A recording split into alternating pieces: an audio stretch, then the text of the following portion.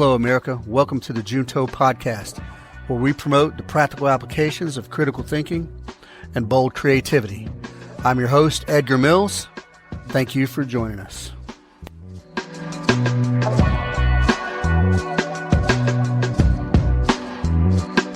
Hello, good people.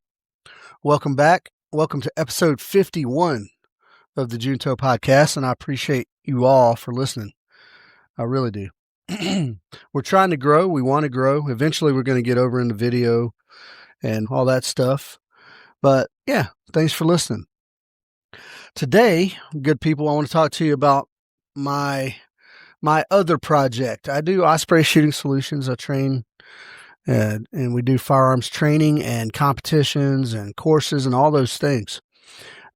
And we do the Junto Podcast where we talk about various topics. But Two Team Guys is a passion project. Well, it's been going on almost as long as Osprey Shooting Solutions. Just in a more, what's the word I want to use? Bespoke sort of way. I have almost standardized courses, but we shape them to the needs of the client. And these courses in Two Team Guys are geared toward organizations, whether it's you're like, corporate, big corporation, or sort of a small to mid-sized small business, independent entrepreneur type thing, or, well, especially nonprofits, and especially nonprofits who travel the world, think, or church missionary types. These are the types of people. And even security organizations, and even, well, let's say journalists, for instance. Now, we think individuals on that, but there's always a group of people. You got a camera guy and a producer and all these things. These are the people that we market to, because what we do at Two Team Guys, threaded throughout each course, is leadership development and team building and individual and collective resilience, toughness. Yeah. And we add a little flavor of chaos into some of those things, and you will come out a sharper individual and a better team. So it's not your typical leadership coaching. First of all, I say this all the time, and this may hurt me business-wise, but I am not a highly educated intellectual. Yeah, I haven't done all these leadership coaching seminars, and I'm definitely not your typical vet bro selection clone leadership type stuff. The tagline is that we develop formidable leaders and indispensable teammates. That's the tagline. And that, no matter what field you're in, I think that's sought after, no matter what field you're in. And we do this through sort of technical skill and scenario-based courses, and they're challenging, but they're also subtle and nuanced in the way that they get things out of you. And then our motto is find a way or make one. Yeah, it's simple. Find a way or make one. But that motto says a lot, man. It says a lot about getting things done. It says that be adaptable. It says be resourceful. It says be persistent. Yeah. And even accountable. Yeah. And great leaders are those things, and they help develop their teams to be those things. But great leaders also own their outcomes, whether good or bad, and they learn from them. Now, I draw, obviously, I draw heavily from my Special Forces days, right? As far as the leadership and team building goes, because I learned a lot there. And it's a trope, I know, but I wish I knew now. I wish I knew then what I know now. The amount of reading I've done since I've retired, those things could have shaped me way better. But as it is, I was shaped by good and bad leaders. I was shaped in combat. I was shaped as a leader, even just learning through trial and error. Yeah, trial and error. That's right. And all the things that I think I've learned over the 25 years I was in the military, I think that what I did learn is how to focus that toward the civilian market, because the military there's a mystique. There's a mystique around special operations and all that. But the reality is leadership is leadership. There's different styles and different methods. But a good leader, if you can lead in the military, you can lead in the corporate world or any field. And vice versa, if you're a good leader as a civilian, whatever your job is, chances are you'll be a good leader as a military man, as a soldier. The traits and the characteristics are there. Now, two team guys, it's a project. I say it's my other business, but it's not really a business. It falls under OSS. But it's not massive and it's not scaled up in this. We don't do 100 people with some kind of crazy course. I mean, it's definitely not cookie cutter. And we don't do online modules with some well-dressed guy who's very attractive and handsome, speaking very eloquently about how to be a good leader. We don't do any of those things. I guess you could say two team guys is what you might call boutique or niche. And we're very small in scale, and it's very personal, and it's highly focused on building individuals first in order to enhance teams. We build the individuals up first in order to enhance the team. I choose to stay small by design. I mean, yes, I would like to get insanely rich and wildly successful, but even then, I would choose to stay small, because where the goodness is, small groups. I think small groups, you learn more, you get more out of it, you get more one-on-one time, you can ask questions, you can have meaningful conversations in small groups. And yeah, we have our capacity out here physically is small. I have a small, what I call a team room or a classroom, but yeah, I mean, people can stay in hotels and things like that. That's not the crux of why we choose to be small.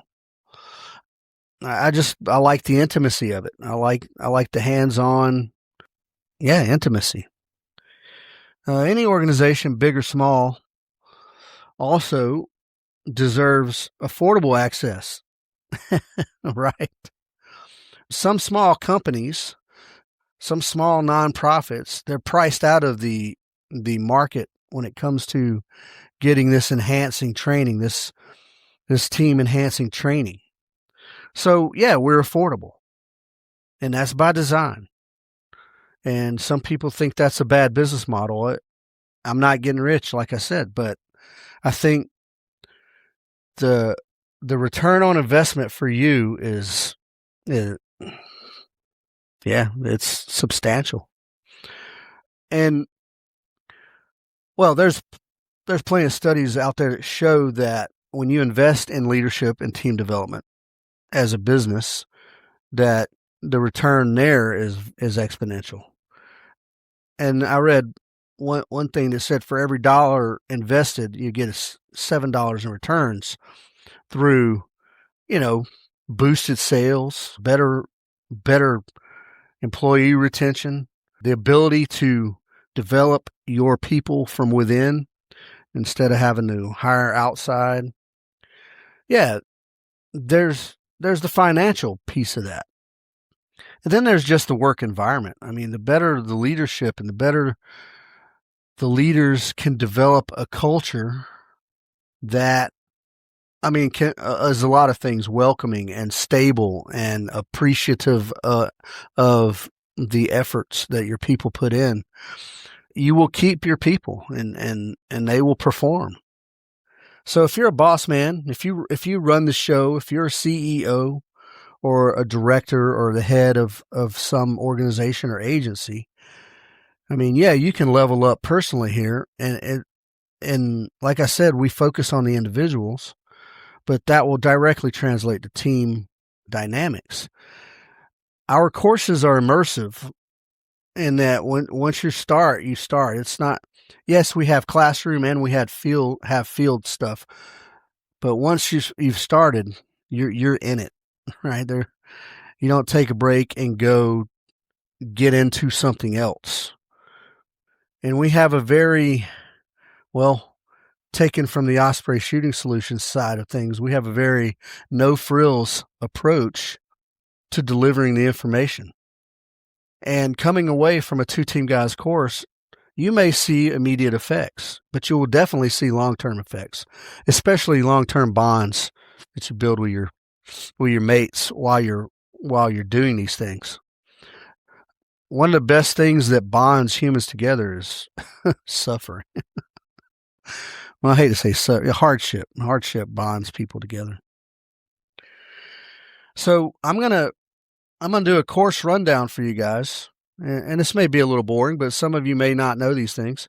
And then what I want to do, for those of you not familiar with John C. Maxwell's book, The 21 Irrefutable Laws of Leadership, you should become familiar with it. It's almost a textbook. It was written, I want to say, in the 70s, and it's been revised over the years, and it's as relevant and factual today as it was then.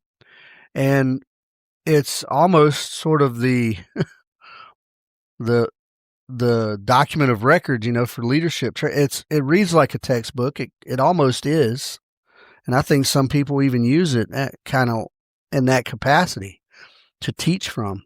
So what I want to do is kind of relate the things that we do at 2-Team Guys to these 21 irrefutable laws. So first, let's go into the courses. Now, good people, I have designed each and every one of these courses, yes, with feedback from other people, for sure. And I put a lot of, effort, yes, but, dare I say love? I put love into them because I love what I'm doing.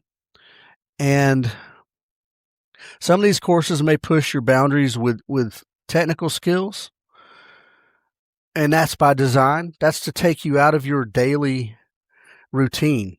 That's to put you in a outside of your comfort zone, working with these technical skills.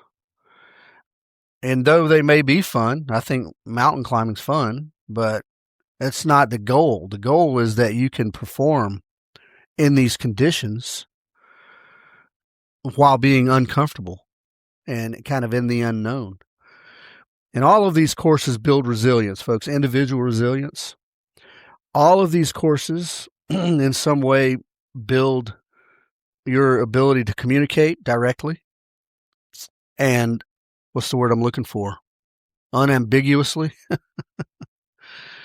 Yeah, direct and clear the communications. Very important. Most of these courses will help you in your decision-making, your snap decision-making process. Because even though you may make a quick decision, there's still a process going on.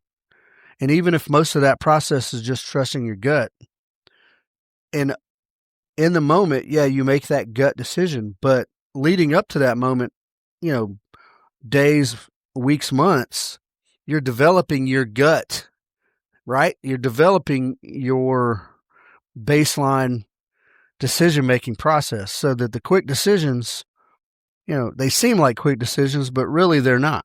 They're already kind of addressed ahead of time. All of these courses address accountability, good people. You hold yourself accountable first, and you hold your teammates accountable. Yeah, through honesty and trust. Yeah. And then team dynamics.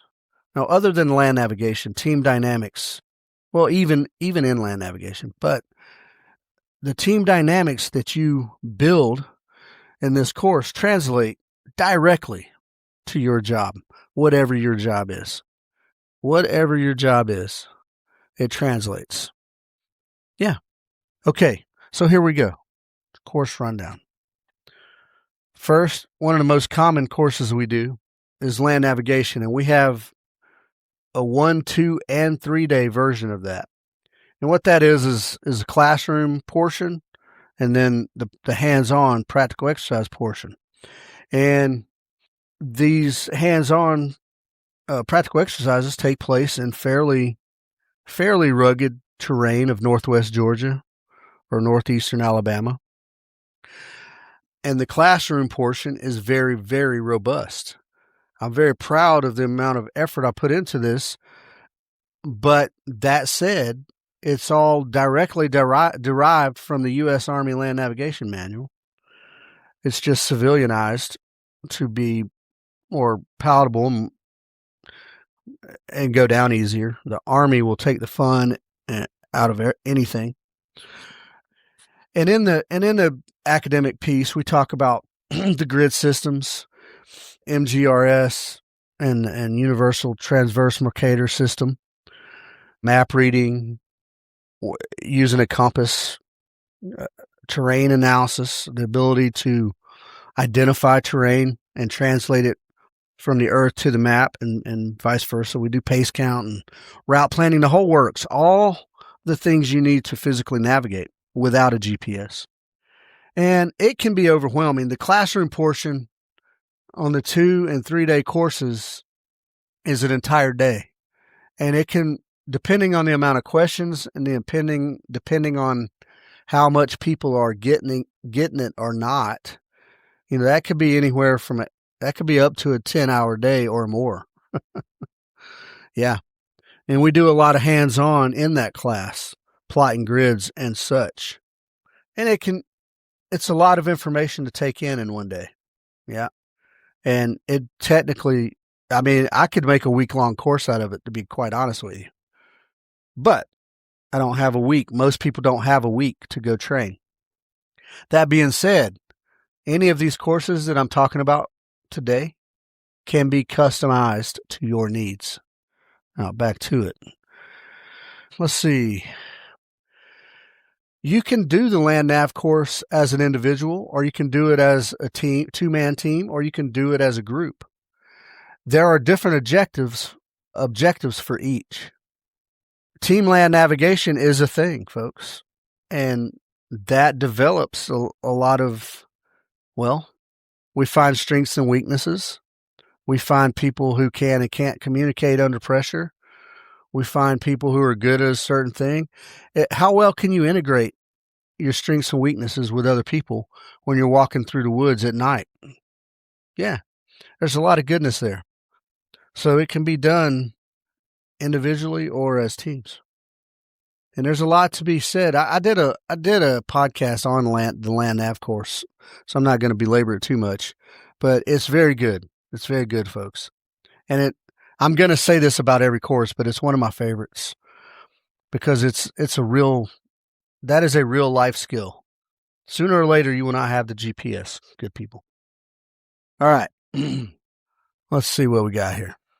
What's next? Search and rescue mountaineer. Yes. So I just did an episode on mountain climbing, rock climbing. I like rock climbing. I'm not that awesome at it at all, but I like it. It's also a good outdoor skill. But this search and rescue mountaineer course, we do that. We team up with my good friend Nathan Hicks from Higher Ground USA. And this is a 3-day course. And what it is you become a part of an ad hoc search and rescue team tasked to find and rescue injured hiker, from the mountains. And you'll get hands-on training there is a classroom portion, but most of it's hands-on training. And you'll learn different ropes and different knots.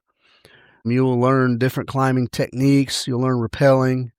You'll learn the different haul systems, the 3-to-1 and 5-to-1 systems to be able to pull heavy things up a mountain. A little bit of wilderness first aid. Yep. And all this course, really the practical exercise, which is out on a mountain, folks. We go out and stay out overnight and then wake up bright and early before the sun to go out and find this injured hiker who is stuck on the side of a mountain somewhere. And it's really, really focused on leadership, yes, but definitely teamwork and supervision. And the ability to delegate tasks, to trust your teammates. There's a lot of trust when it comes to mountaineering, good people. A lot of trust involved there with your equipment, and your teammates. So it's heavily team focused, and individually, you'll learn life-saving skills, right?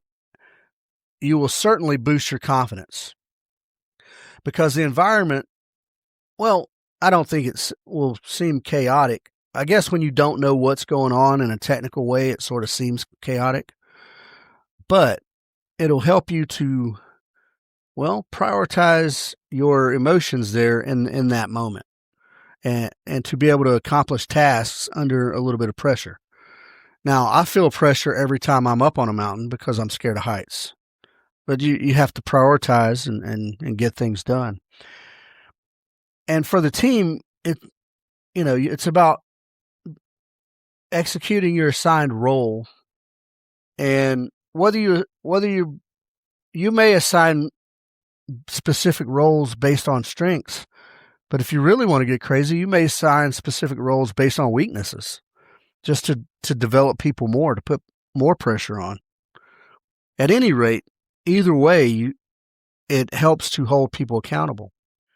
And if you come out as an individual, you'll walk away with definitely a sense of confidence that you've accomplished a thing that is tough and a lot of people just can't accomplish. And if you come out as a organic team, you will tighten your group dynamic. You will strengthen your team cohesion. And how that affects you in daily work is that your ability to respond to a work crisis as a group, or your ability to tackle a big sort of complex project that may be time sensitive, to be able to do that as a group and to be able to hit those assigned roles and to be able to check off of each other, accountability, and be able to trust each other. Yeah. Search and Rescue Mountaineer. It's a good one. Again, one of my favorites. They're all my favorites. All right. What's the next course we have? Situational awareness. Now, that term gets thrown around a lot when it comes to training. This situational awareness course is exactly and specifically that. It is a 2-day course, 1 day classroom, 1 day in an urban center. And it's completely focused on you being able to identify red flags and threats out in the wild and to institute some avoidance measures. The best way to the best way to survive violence is to avoid violence. And even though I train firearms and everyday carry and all that stuff, nobody wants to shoot anyone. And nobody wants to get into a altercation where someone may lose their life, maybe you. So to be able to identify potential threats and avoid those potential threats, there you go. That's a win. And in the class, we go over different methods of identifying red flags and different characteristics and behaviors. We go over how to spot anomalies in your environment, how to scan your environment and what is the normal environment. What does the normal look like to set a baseline? We go over little mental risk assessments. And some people will tell you, I'm going to use the analogy. There's a guy that he was one of my instructors in small unit tactics, and now he does his own. He retired and he does his own private stuff as well when it comes to shooting and things like that, and security advising. And he was on a podcast once, and he says, nobody sits with their back to the wall. Nobody, and that's true. And that's almost impossible to sit with your back to the wall any place you go when you go to a restaurant or whatever. But he kind of played down, and I didn't agree with it. He kind of played down your ability, well, not your ability, but just normal everyday awareness. He kind of played that down, and I don't agree with it. I'm hyper alert and hyper aware. I don't sit with my back to the wall, but I do like to sit somewhere where I can see what the most likely, well, the entry and exit, right? The front door of the restaurant or the cash register or wherever something most likely to happen is. That's a little internal risk assessment. And I do it all the time, and a lot of people do. I don't think that's paranoid at all if you kind of build it into your thought process. But again, violence is random. So everything we teach in this course is based in sort of surveillance and counter surveillance doctrine. And I don't use those terms because we're not doing surveillance and counter surveillance, but we're adapting the tactics for our own personal awareness and safety. That's all. And like I was just saying a second ago, you kind of have this where you're always switched on, and you should always be switched on, especially in a major urban area where the more people there are, you have odds. And that doesn't mean violence can't happen in a rural space or suburban space either, though. But you should always be switched on to a degree, especially when it comes to commuting and traveling and things like that. And then, like I said earlier about your gut reactions, you can develop your gut, all right? You develop it to be aware, to always be scanning and looking for some kind of potential risk. And that's not paranoia. It's not paranoia. It's no different than walking up to a road intersection and looking left and right before you walk across. Now, I know this sounds crazy, but there are people, if the little walk guy is green, they'll facing their phone, headphones on, they'll shoot out straight across that road without ever taking a glance. That's madness. And that's a thing that we'll address in that course. At any rate, situational awareness. That's exactly what it is. Helps you to be more situationally aware, to look out for potential threats. It's the practical exercise you will do in a pair, 2-man teams. And you will walk a designated route, and along that route there will be red flags that as an aware human being you should potentially pick up on. And if you don't pick up on, and then we'll do a debrief, right? See what all you saw out there. And then at the end, we'll do a review, and I'll introduce you to all my role players and show you and tell you all the things that I had set up, and then see how it shakes out. It's brilliant. Is there teamwork involved in here? Not really. If you're going in 2-man teams, yeah, there's teams there. But as an individual, this is a sort of individual resilience course. And it's brilliant. I like it. I love it. Again, one of my favorites. All right, moving on. Long-range evasion. Yeah, now that sounds... I had someone hit me up on Facebook, some rando, who belittled the name long-range evasion, just said it sounded like some kind of militia extremist, whatever, and how in the world could that be translated to corporate leadership and whatnot? Well, it's an experience. It is a course, but I built this straight out of the news. Straight out of the news. If you guys remember a few years ago, there's a guy named Mike Glover, and he used to have an organization called American Contingency. And during this time frame, now, let me back up. For some of you may or may not know Mike Glover, and you have feelings about it. He's a controversial figure now, former Green Beret, former CAG support operator, whatever. And he did field craft survival, and he did some other things, and whatever you feel about him, right? Well, I know Mike. We were in the Q course at the same time and 10th group at the same time. We weren't homies, but I know him. And I do know this, that American Contingency is not, never intended to be a violent extremist militia. But a few years ago, the FBI labeled American Contingency as a violent extremist militia. So, based on that storyline, I did the long range evasion course. And this is a fictitious scenario that you are a part of an organization, a group, and your group has been labeled. And now your group that has been labeled is now starting to be arrested. So you can take your chances with the feds, or you can evade. It's a physical event.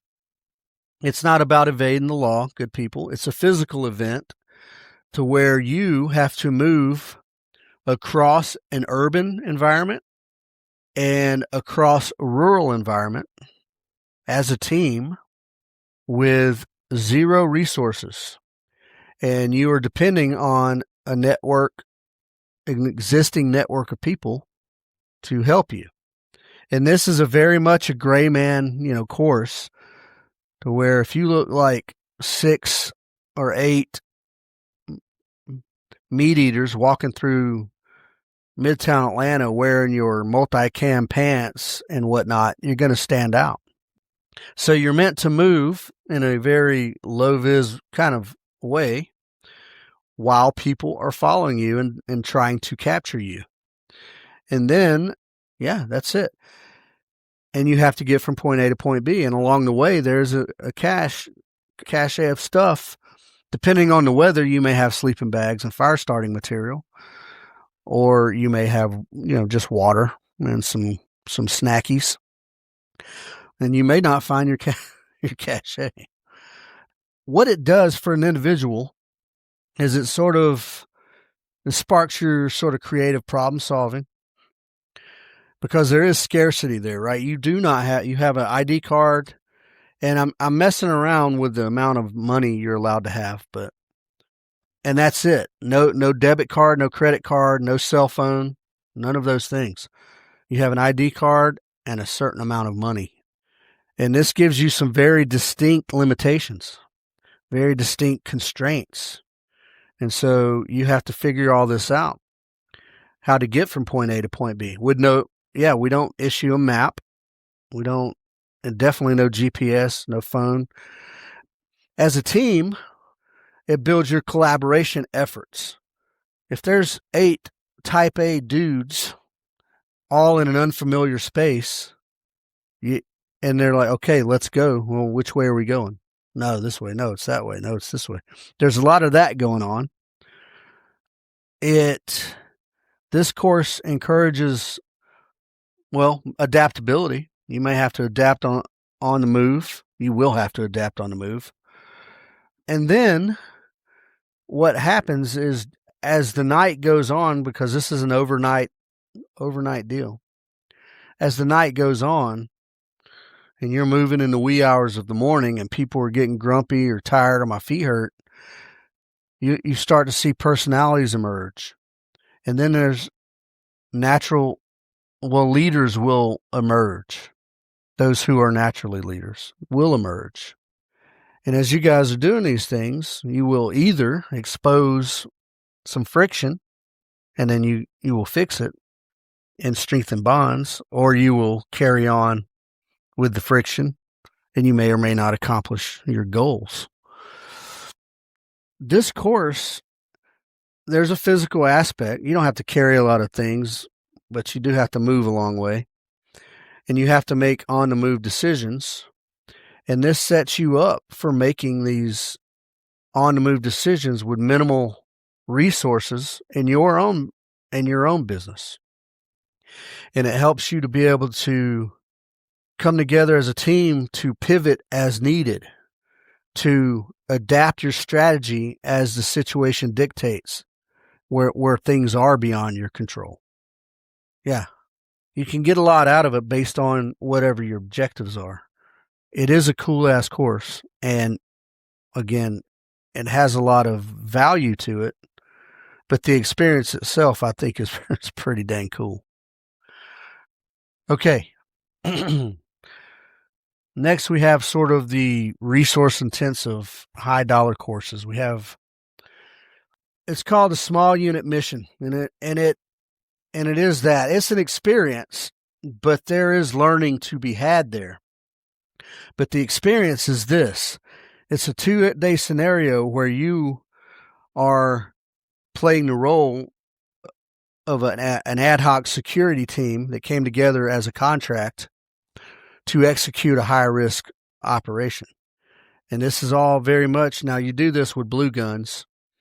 There will be a live fire portion in that course, but you do it with blue guns or, UTM, similar to paintballs. And so, yeah, and you can opt out of the live fire marksmanship if you choose. If you're an anti-gun type person, you just want to do the fun thing, that's fine. But what this will help you in the course or during the first day is you do team SOP development on the spot. The 6 or 8 people have to come up with a way to operate together. And again, if you're an organic company, this may be easy. And if you're 8 individuals, this may be a little more difficult. You're going to learn a little bit about analyzing information to how it suits or helps or doesn't your specific needs. You're going to learn about contingency planning. Never mind the actual mission, but any mission. How to plan for contingencies or how to think through what the possible contingencies are. And then you're going to learn a little bit about doing a debrief, Well, and I don't want to say public speaking, but you will brief your mission. Whoever the de facto leader is and the team, however the de facto leader breaks down the team, you will brief your piece of the mission. And there's very much a leadership and followership here. There will be a specific leader. There will be specific roles amongst the team to accomplish the mission. Now, this is a high stakes, fast-paced mission, and you will infill into an objective like in the military, right? However you infill, there's a potential to infill via helicopter, there's a potential to infill via boat, and there's a likelihood to infill via cargo truck. But you will infill, you will execute, you will exfil, and you will be under a very tight time limit. And it's a very no fail sort of framework there. There's not a lot of room to step off of the truck, move towards your objective, and then, oh man, what about this? What about that? And this is very much an opportunity for, as a team, because you're going to have to sync different elements of your team to hit this objective. And there's a level of trust. There's timelines that must be met. Again, it's a high stakes, fast paced mission, but somewhat complex. Yeah, somewhat complex. Will you be successful? Can you be? What about the chaos once you hit the ground and the blue bullets start flying? What about when it starts coming up to exfil time? Yeah, there's a lot of stuff going on. The goodness, well, the objective is the experience. It's fun, it's action packed, and you will remember it. You will remember it. You will never forget it. And the learning opportunities come in the form of systems, how to think about SOPs, how to analyze specific information, how to analyze what emergencies may arise. That these things go across any field, any field of work, and how to adapt to chaos. Yeah, it's a good one. One of my favorites. All right. And then finally, good people, this is one of the most robust, it's one of the most resource intensive, and it is one of the most valuable I designed the Surviving Captivity course with church missionaries and international travelers in mind. It was tailored specifically for missionaries, NGOs, independent journalists, or small to medium sized companies who send their sales associates to these third world countries to try to break into new markets, but they send them alone and unafraid with no security or anything like that. This is a 3-day course. And yes, it is inspired by real incidents that have happened, well, over the years, with people being rolled up in the South Philippines or Turkmenistan or wherever, and then get taken hostage, maybe possibly losing their head, maybe getting ransomed later on, who knows. So the classroom portion of this is one full day, and it's very robust. And in this classroom portion, we talk about travel preparation, just individually, right? Even down to what clothes you wear, where you go. First of all, where are you going? What is the culture there? What does the environment look like? Never mind what is the crime rate and what is the likelihood of XYZ. It's just, am I wearing appropriate clothes? Yeah. Are you wearing appropriate clothes for where you're going? Down to the hotel you're at, down to the cell phone. Does your cell phone operate in this region, or are you got to get another SIM card to operate here? Do you know where the embassy is or the consulate for the U.S.? Do you have those numbers, et cetera, et cetera, et cetera? It's a very robust classroom portion. And then if we're working with an organic crew, that you are all from the same NGO or from the same church, and you're going to a specific place, we will also do the legitimate country study on that place so that you can take with you real-time information. And if you're just an individual, a bunch of individuals doing a course, well, hey, it's definitely going to work on your resilience, and you're going to be a smarter traveler for it. You're very likely to, you're going to experience some physical discomfort. Yep. You're going to experience some stress for sure. Some of you may have a little bit of mental issues. Not mental issues, but you may hit your stress a little sooner than others. But yeah, it's going to be good. There is some captivity portion of that. But again, back to the purpose of this is really your pre-travel preparation. Yeah. That's the academic goodness of this. While in captivity, there's going to be some team dynamics that, well, you may or may not like. I don't know. We'll see. You may get introduced to a different level of empathy than you already have. Individual support, supporting a teammate. And then you may address a little bit of conflict resolution. There's a lot going on. And doing this course and experiencing what you're going to experience, this is going to make conflicts and crises at work just pale in comparison. And you will be able to breeze through. You'll be able to breeze through these little workplace issues because you're going to have a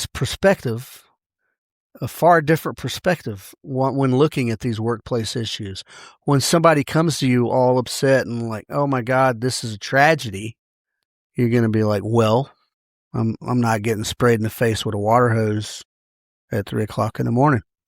Yeah. There's some interesting things that come from it.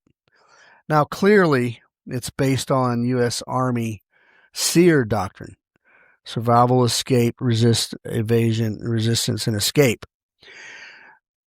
But it's not meant to replicate that in any way. That is not the goal of the course.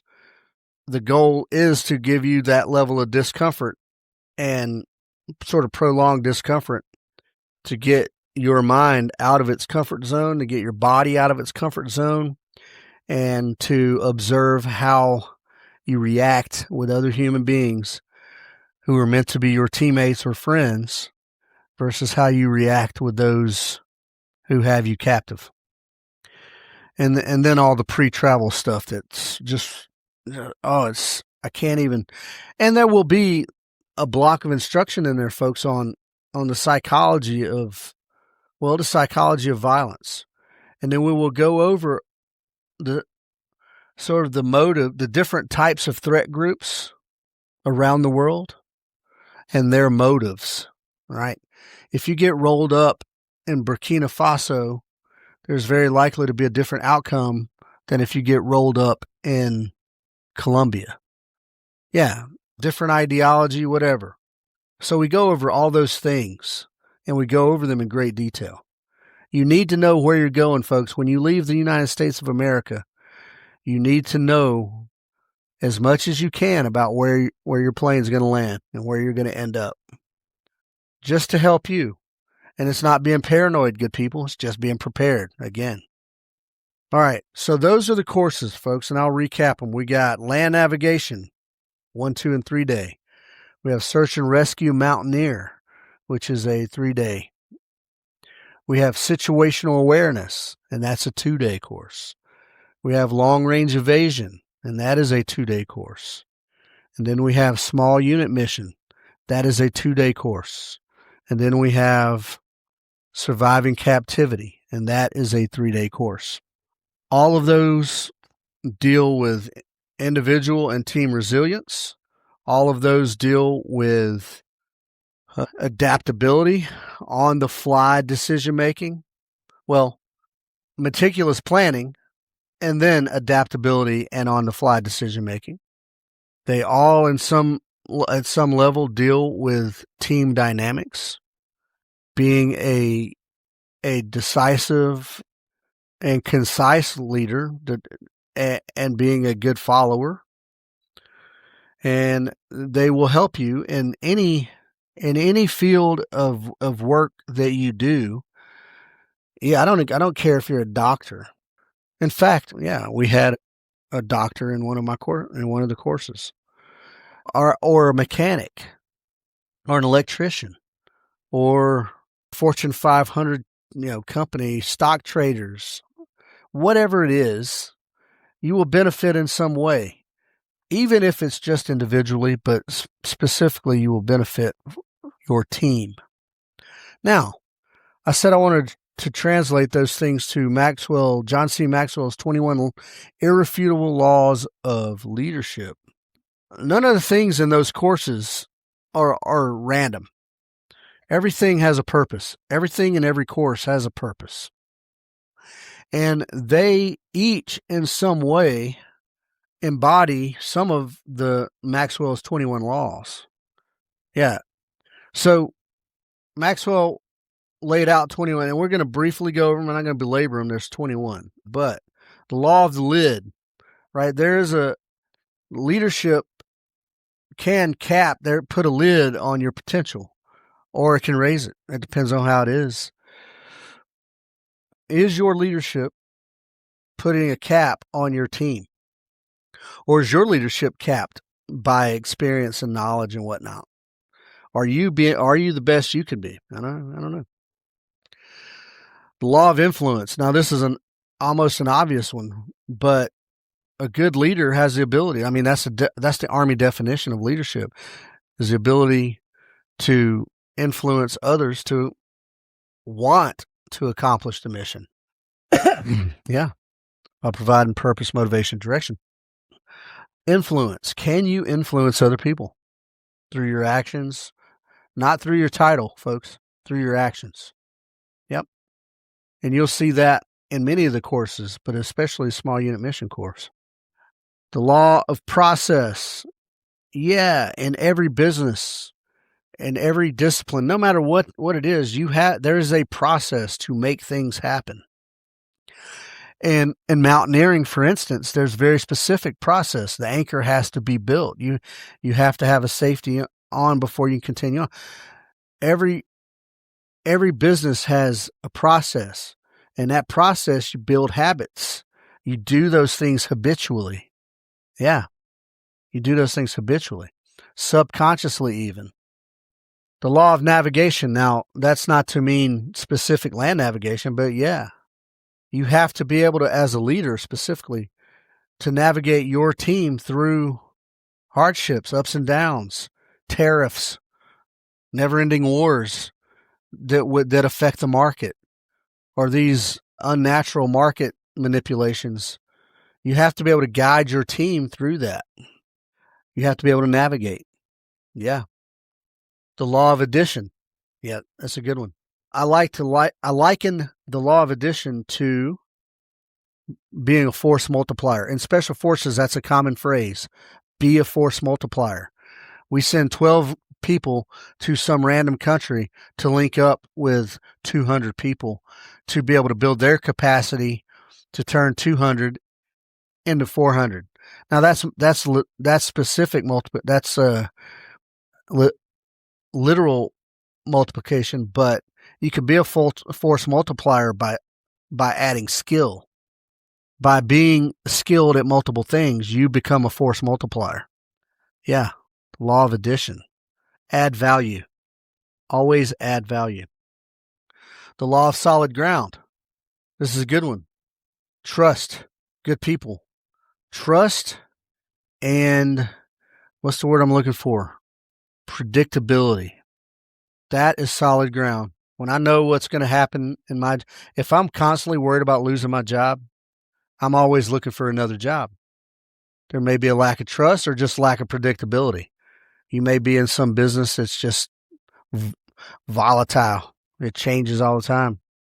These scenarios that we do, they help you build trust with each other. The law of respect. The law of respect.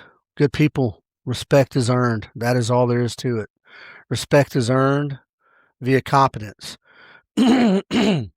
You may be an a-hole or you may be a nice guy, but those things don't get or lose respect.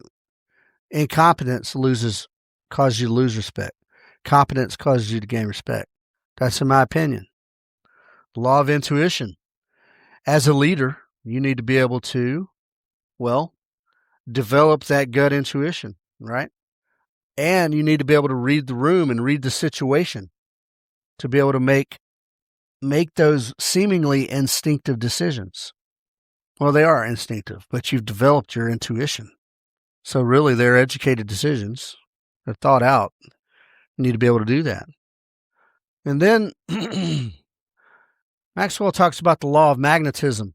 Now, that's not just individual charisma, right? That's success attracts success. That's what magnetism means. A winning attitude will attract people who have winning attitudes. Positive or negative, whatever, winning. Success attracts success. Yeah, you need that. And you'll see that develop in all of our courses. You'll see who the natural leaders who emerge and people who are competent, then people are sort of drawn to them. And they say, okay, this guy knows what he's doing. His abilities draw in other people. Magnetism, the law of magnetism. Law of connection. People are more important than hardware. Yeah, that's a soft sort of tenet of special operations, special forces. People are more important than hardware. You have to have a personal connection of some sort. You don't have to be swinger buddies, right? You don't have to go to the same church, but you have to identify on a human level and have some sort of connection, with your people. And they have to see you as a human being, right? Then there's the law of the inner circle. Even as a leader, you need some trusted sort of advisors around you. They may not be in a leadership position, but you may have a couple of people on your staff who are just wise in the business, right? They know everything. You might have some dude that's been with the company for 40 years. You're new, within the past few years. You're a smart guy. You're the CEO. Of course you're smart, but you got trusted confidants who know the ins and outs of things. You leverage their talent. Yeah. That's a very important thing. That inner circle does not imply keeping others out. That's not to say there's an inner circle of leadership that makes all the decisions without anyone else's knowledge or concern. No, it's an inner circle of trusted advisors who help you to make informed decisions. Yeah, based on all the employees, based on the market, based on all the things. Then there's the law of empowerment. Yes, you have to delegate. You can delegate, what did they say in the Army? You can delegate authority, but you can't delegate responsibility? Or is it the other way around? No. Empower your people to do the thing. That will help build a sense of, trust. If you empower your employees or your people to do their jobs and, supervise for sure, but don't micromanage. And that'll give them a sense of ownership. Yeah. And you'll see that in our courses, especially small unit mission, especially long range evasion, especially mountaineer, search and rescue mountaineer. Delegate tasks out and then send them on to do it. Go back and check later. Yeah. But, give them a time standard. Be like, hey, by 3:00, I need this to be done to the, the way whatever, the standard. And then at, 2:45, you go be like, oh man, great job. Or they'll come back and say, hey, got it done. Come check it out, etc. Empower your people. And there's law of the picture. What that means is you be the picture. You be the embodiment of what you want. Yeah. You be the embodiment of what you want your people to be. Do it. In the Army, they call that lead by example. Yeah. You do the thing with as much effort as you expect them to do the thing. And that will get effects out of your team. That'll get effects. The law of buy-in, good people, the law of buy-in. First, you have to buy into the vision, right? But they have to buy into you as a person. The company vision may be, bought in. Everybody, yes, I chose to work for this company because of the vision. Now they have to buy into you. Do you embody the vision? Do you enable the vision? And do you have a clear concept? Do you have a clear, vision of that vision? You will get that you'll definitely get it in small unit mission for sure. And you'll get it in the long range evasion for sure, because you guys have to come together and have a clear vision before moving forward. Then there's the law of victory. Cultivate the winning mindset. Yeah. You always make contingencies for everything. That's not a defeatist mindset, good people. That's just being prepared for unknowns. There's always unknowns, but you plan for success, good people. You plan to win, and you go forward with the assumption you're going to win. And then you have contingencies, but you go forward with the assumption you were going to win, period. And then there's the law of the big Mo, is what Maxwell calls it. Momentum. Good people, you have to capitalize on momentum. In military parlance, when you do CQB, and CQB is the surprise, speed, and violence of action. That gets you into the foothold, surprise, speed, and violence of action. And then what carries you through that structure is momentum. And if you lose momentum, you're very apt to get stuck and to get pinned down. You try to capitalize on the momentum, and that will carry you through. You get small wins. When you have good momentum, you pick up little small wins along the way, and that just builds the momentum like a snowball going down the hill in Bugs Bunny cartoons. Yeah. Try to capitalize on the momentum. You have to achieve it, though. You have to get there. And then once you get to the point where, yes, we have a good thing, use that. Use the feeling that exists from success, from that win, and use the attitudes, and then boom, parlay that into another win. You'll have a lot of opportunities for that in the courses we have, especially land nav. Momentum, right? You're feeling pretty strong about your route. You find your first point. Oh man, it feels good. Yes, but it feels good out in the middle of the woods, and you found a point on the earth by using a map and compass. Then you got some momentum. Then you're like, okay, based on that confidence, you carry on to your next point. Yep. The law of priorities. Folks, priorities are everything. Life priorities, home priorities, work priorities. Your kids are probably a priority in your life, right? Anything, once you've sorted out priorities as a human, as an individual, or as a business, then you have to work for those priorities. You can't just go, yes, these are my priorities, and then carry on and do something that does not support those. If you're doing something that doesn't support those priorities, you are either not prioritizing the correct thing, or you're not doing the correct thing. Focus on priorities, good people. And you'll get that, especially in the long range evasion. Yeah. You will get priorities. They will become evident to you. If you don't prioritize correctly, they will become evident to you. And then there is the law of sacrifice. Oh yes, sacrifice. Now, you guys who know me, you know I preach Ayn Rand and individualism. That doesn't mean you can't sacrifice on a voluntary level. And in order to be a good leader, well, one, you sacrifice your time. You sacrifice your time to your people. Yeah. And John Maxwell says you have to give up to level up. And even more. I've said this before. Look, I have a poster hanging on my wall, one of those canvas ones, and it says, all you can take with you is that which you've given away. That means you have to sacrifice in order to achieve and help your people achieve. Yeah. And you may see that in the Surviving Captivity course, to where you have to sacrifice to achieve the longer term priority there, longer term goal. You may have to give up some comfort or some food. Yeah. Law of timing. Yes, timing seems to be very critical, and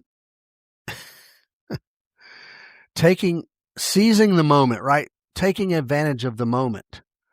You have to have the vision, and you have to have a clear understanding of the vision to be able to know when these moments, because these moments come and go all the time. And I suspect we probably miss a lot of them. But if you're switched on, you are able to sense the moment, and you're able to take advantage of it. Yeah.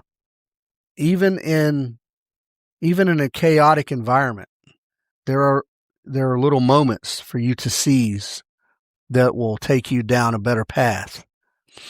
You have to be sensitive to them. The law of timing. Yeah, for sure. The law of explosive growth. Now this can be financial growth, physical growth, but I'm talking in terms of growing leadership, multiplying your leaders. Yeah, every good leader should be developing the next generation of leaders. You should be working yourself out of a job, not so that you get fired and someone else. It's so that you move up, they move up, everybody moves up, or you get ready to retire, right? And you're developing the next leader to come in and step in, whether they know it or not. So explosive growth, and a lot of people will talk about sales and things like that. If that's your business, yeah, you always have to be thinking about growth.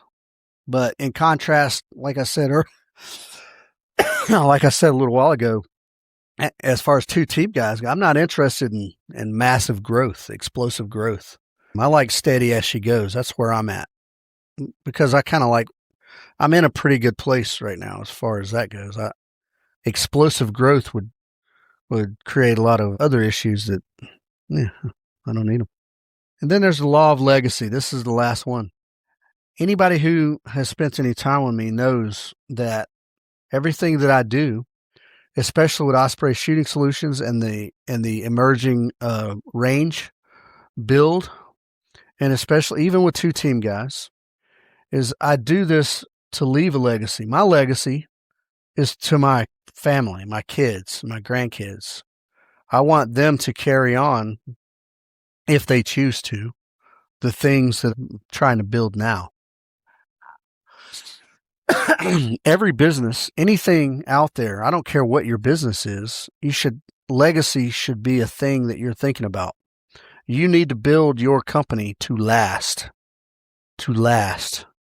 Now, we all know with the emergence and the rapid expansion of AI that over the course of the next 5-10 years, there's certain jobs that are going to go away. Well, you need to get ahead of that, and you need to think about that. You need to understand the law of timing and the law of momentum. And, well, the other things are kind of, I'd say, individual traits. But the law of navigation, you need to be able to navigate your way through, navigate your way through all this emerging AI. Leave a legacy, folks. Don't build a business to where once you go away, the business goes away.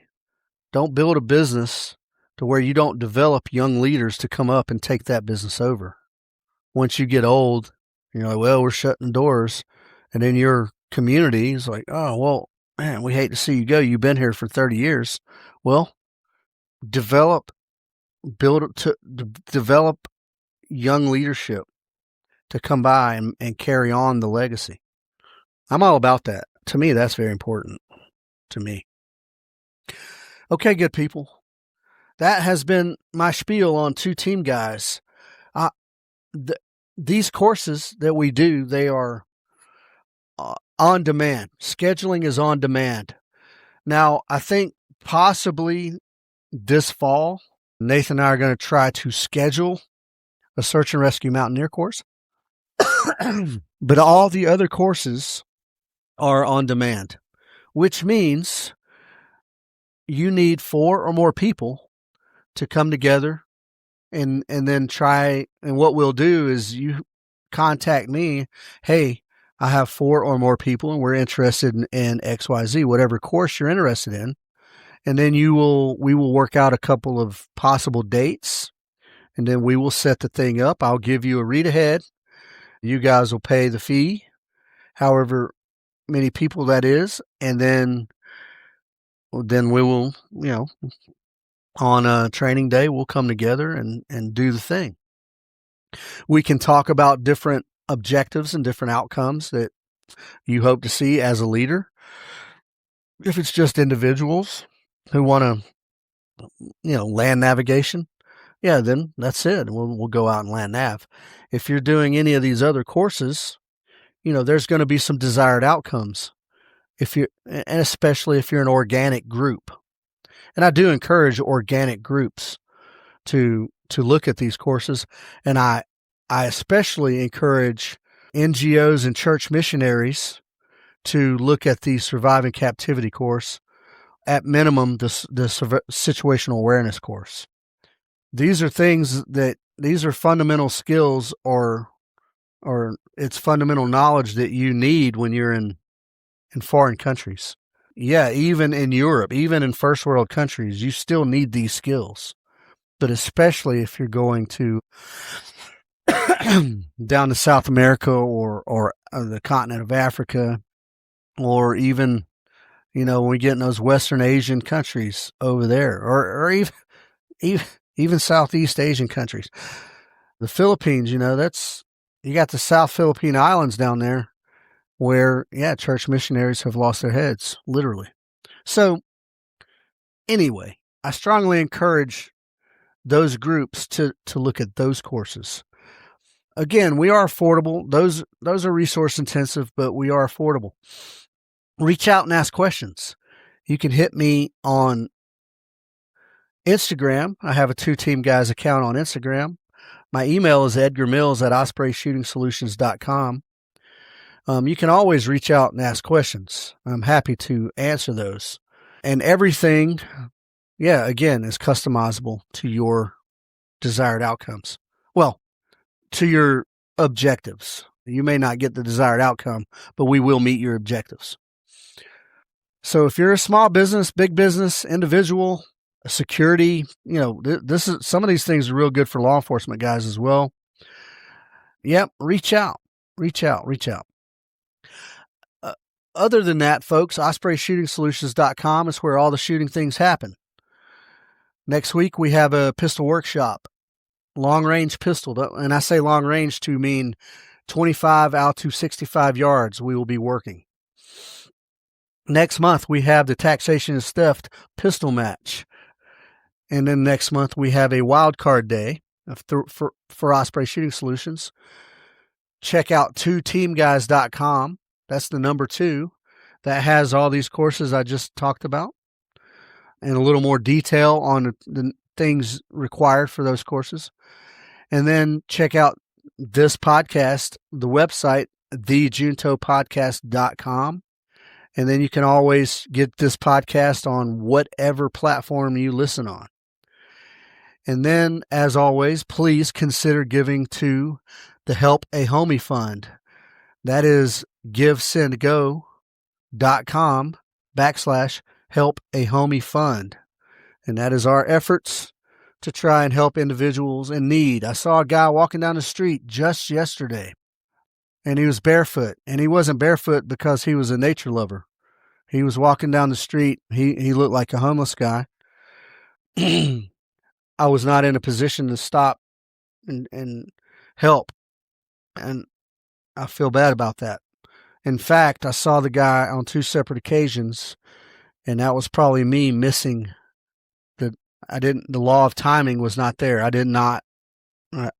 missed it. How did I think about that? Yeah.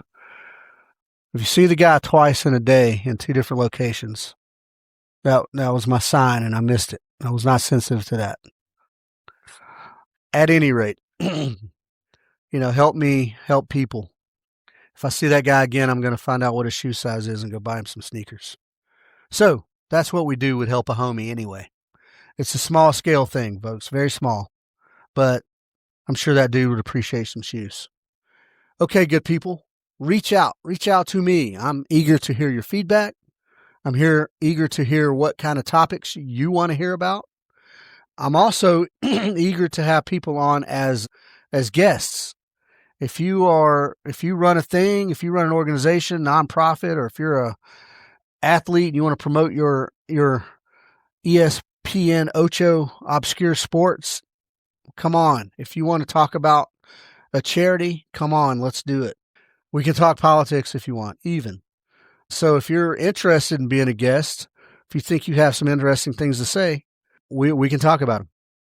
Problem is, you have to come here to my house to do that right now, as it stands. At any rate, thank you all for listening, good people. I appreciate you. Please reach out. Take care, and I love you guys.